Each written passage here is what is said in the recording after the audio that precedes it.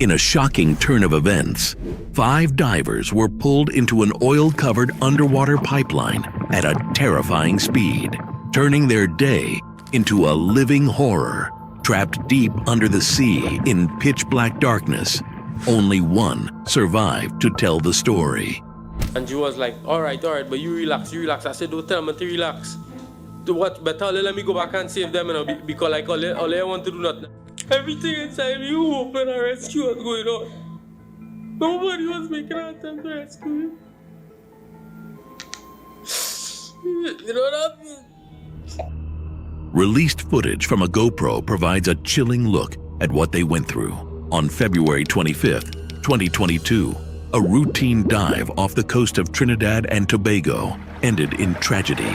Christopher Boudrum, Faisal Kurban, Yusuf Henry, Kazim Ali Jr., and Rishi Nagasar were doing maintenance work. They were employed by LMCS, a company hired by Paria Fuel Trading Co. Ltd. at Pointe-à-Pierre, a town on the Gulf of Paria known for its large oil refinery. 2 weeks earlier, the company had installed an inflatable plug to protect the pipeline's oil and prevent contamination.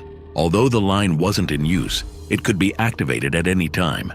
This type of setup, known as dead legs in the industry, is widely known to be highly risky. Preparation for these maintenance tasks typically takes days, but it is obvious the oil company didn't care to put enough effort into safety. The poor divers, simply following orders, had no idea what was about to happen to them.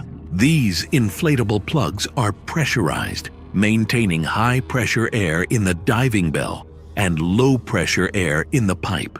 This combination is, to put it simply, a ticking time bomb waiting to explode. The men were assigned to repair an underwater pipeline designed to transport oil from ships to shore.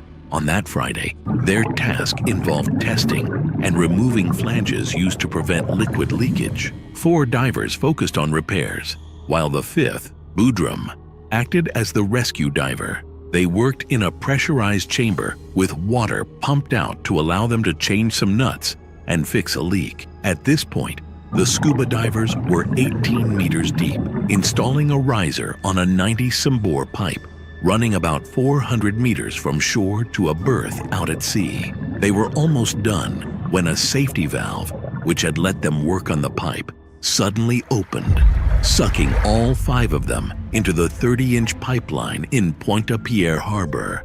As soon as they released the plug, the pressure difference turned the inside of the pipe into a monstrous vortex, pulling in everything, even the air. The suction was overwhelming, and huge water waves surged into the diving bell, turning their resting spot into a death trap. In an instant, they were pulled into a swirling mess of water and oil. For what felt like forever, they struggled against the strong currents and desperately gasped for air. Then suddenly, everything stopped.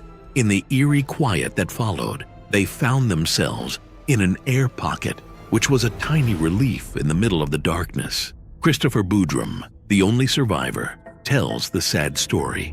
Trapped in that endless pipeline, they faced confusion, injuries, and fear like never before. Despite the overwhelming odds, they held onto hope and found strength in each other. The GoPro camera recorded every chaotic moment and silently captured their fight for survival. With Chris leading, they formed a chain and pushed forward through the thick, oily darkness together. By then, they were weighed down by exhaustion and pain, but every step they took showed their determination, even as their bodies screamed in protest. Their journey was terrifying, but they refused to give up. Finally, after what seemed like an eternity, they stumbled upon 2 oxygen tanks, a ray of hope in their darkest hour. With Chris calling the shots, they rationed their air and kept pushing forward, even as the water levels rose around them. In that suffocating darkness, they fought against despair with everything they had and kept that flicker of hope alive. Down in that dark, slimy pipe, Chris could see his buddies struggling. Some were gasping for air, while others were stuck with injuries that made it almost impossible to move. A feeling of dread crept up on him as he moved forward to check what lay ahead. What he saw next sent a shiver down his spine. The next section of the pipe was completely underwater, like a graveyard waiting to swallow them up. Here they were, 5 men with only 2 oxygen tanks. The odds were slim. Chris knew they were at a make-or-break moment, a fork in the road where their choices were life or death. Summoning every ounce of courage, Chris made a decision that would haunt him forever. He decided to go it alone, to try and find help for the rest of the crew. The rest of the crew didn't like it one bit, but they knew it was their best shot. With a promise to come back, Chris grabbed one of the precious tanks and said his goodbyes, trudging through those flooded tunnels. With air growing thinner and hope wearing thin, Chris faced the fight of his life. Every breath tasted like motor oil and was a constant reminder of the danger surrounding him. But he kept going, thinking about his buddies and how he had to get back to them. As Chris clawed his way through the darkness, he couldn't help but wonder how much longer he could hold on. What about his pals, stuck back there in the dark? The answers seemed to slip further away with every passing second. Just when things looked their bleakest, a little ray of hope appeared. Another air pocket, like a beacon in the darkness, gave Chris a second wind. With renewed determination, he pushed forward, eyes fixed on the light up ahead. As he got closer to the end of the tunnel, he heard a familiar voice calling out from behind him. Faisal, one of his buddies, had followed him and was begging him to wait, not to leave them behind. But Chris knew time was running out and he couldn't afford to waste a single second.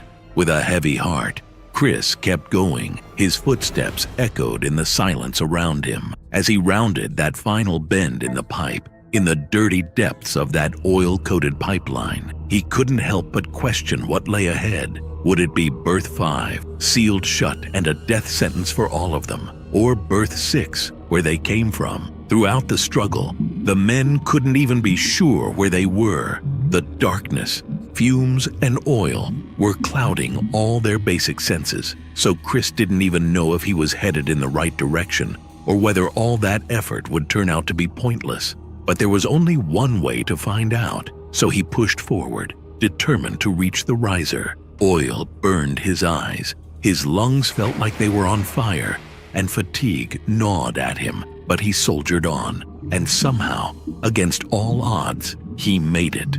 But once he escaped the pipeline's clutches, Christopher's troubles were still far from over. He desperately relayed the dire situation to the medical team, every detail etched vividly in his mind. Sadly, they didn't believe him. The company assumed the worst, leaving Christopher and his crew hanging. Rescue attempts seemed like a lifeline in the darkness, but as time passed, hope faded. Trapped in the unforgiving pipeline, Christopher's friends fought to stay alive for days, but despite their prayers, rescue never came. As days went by, authorities tried to understand what happened. Autopsies gave no clear answers and only left more burning questions. One thing was certain: Paria Fuel Trading Company was to blame.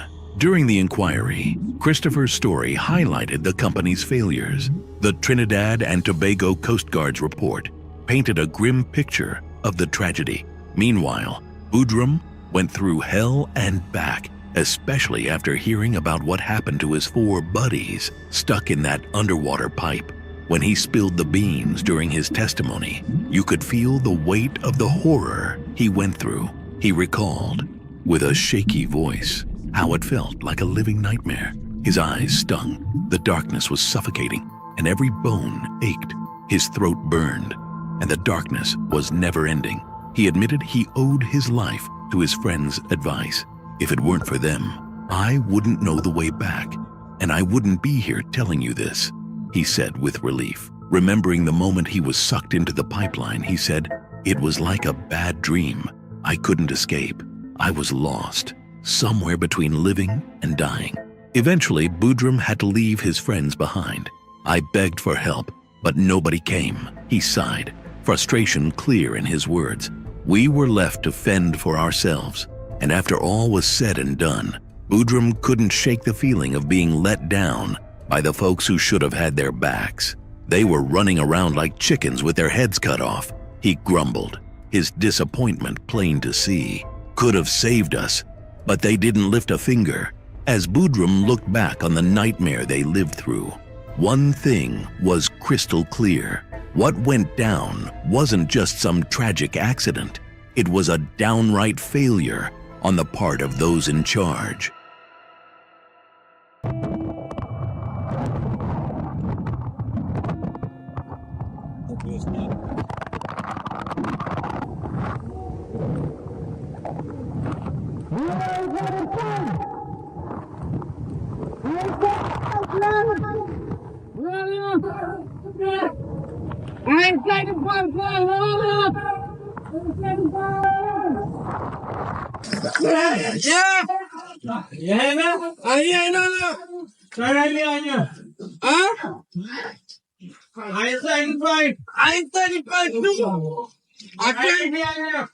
I trying to come up.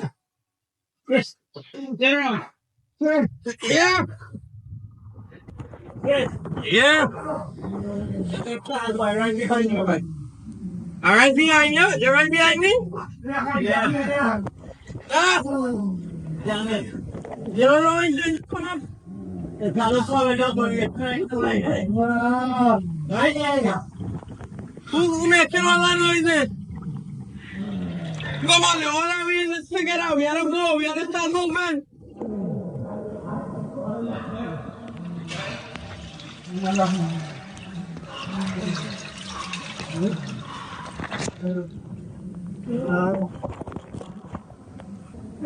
Yeah. Where you at? I don't know. I'm trying to come up with that. Trying to come up.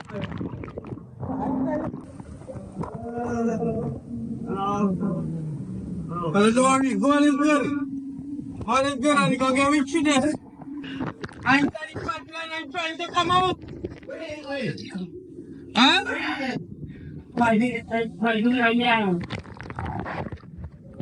Yeah.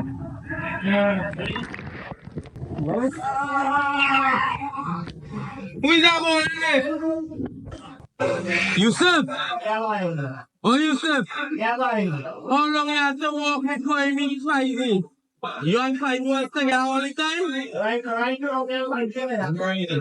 Right now. Who answered you? Dance with you? Right there, well. God, everything alright with you? No. And your leg break? Your leg, alright. Fight. Anything happen to you? A fight? Yusuf, anything happen to you? Yeah, boy. What happened? Alright. Alright.